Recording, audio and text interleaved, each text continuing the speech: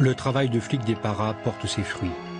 Le 16 février 1957, le capitaine Haller, sur la base de renseignements obtenus par un informateur, réussit à arrêter Larbi Ben Midi.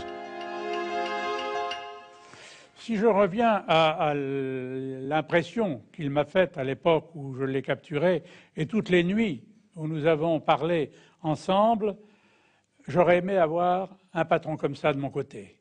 J'aurais aimé avoir beaucoup d'hommes de cette valeur, de cette dimension, parce que c'était un seigneur, Ben Midi. Il était impressionnant de calme et de conviction.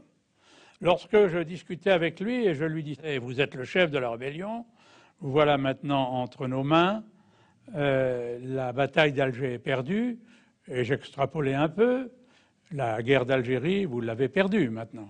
Il dit « Ne croyez pas ça ».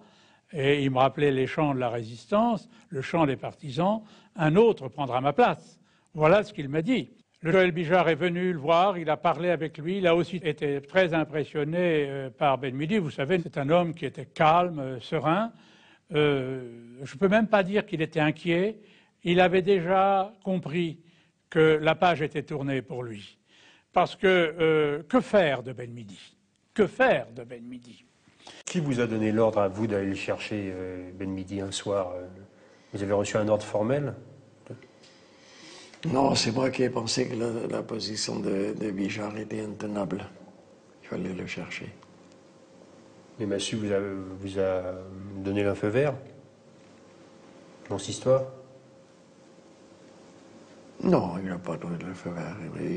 Bijard me dit « Débarrassez-moi de ce type, c'est pas possible, c'est pas possible ». Et je n'ai pas eu le feu vert.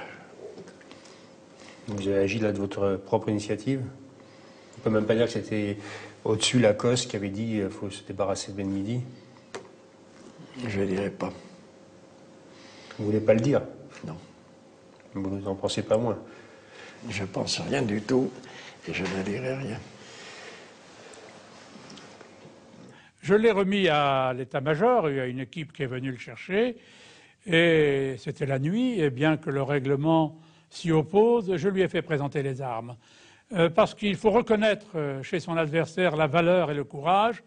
Et Ben Midi était pour moi un grand monsieur. D'ailleurs, son prénom dans la résistance était Hakim, qui veut dire le preux. Et quand vous avez été le chercher et que vous avez vu Haller qui faisait rendre les honneurs à Ben Midi, j'ai pas aimé. Pour vous, c'était un ennemi, quand même. On ne rendait pas les honneurs à un ennemi? Certains ennemis. Donc, vous n'avez pas droit aux honneurs de l'armée française? Je ne sais pas, j'essaie de voir dans quel état d'esprit vous étiez. C'est un piège, vous me tendez un piège, là. Je tends un piège? Oui.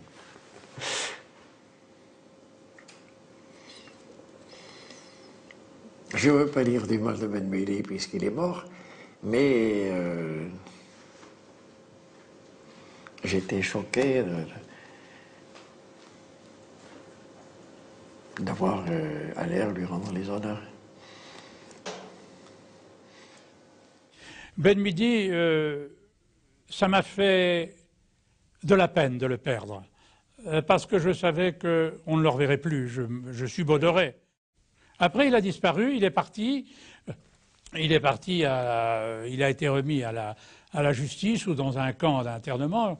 Et j'ai appris à travers la presse, les journaux et tous les livres d'histoire que j'ai parcourus, qu'il s'était suicidé dans sa cellule le 4 mars. Vous n'y avez pas cru?